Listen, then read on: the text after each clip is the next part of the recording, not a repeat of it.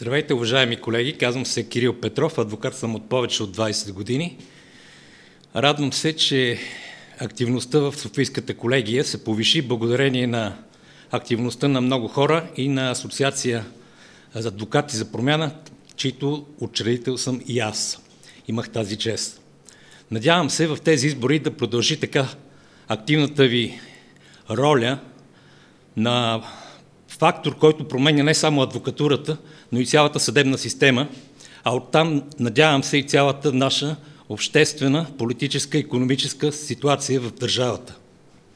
На тези избори се надявам на вашата подкрепа, на вашето участие, защото промяната не започва само от една или друга асоциация, а започва от всеки от нас, от всеки от вас, от всеки глас, който е пуснат за хора, които могат да отстояват истината за свободна, независима и силна адвокатура, която може да се бори за своите права, за своите доходи, за своите чисто дори, би ги казал, синдикални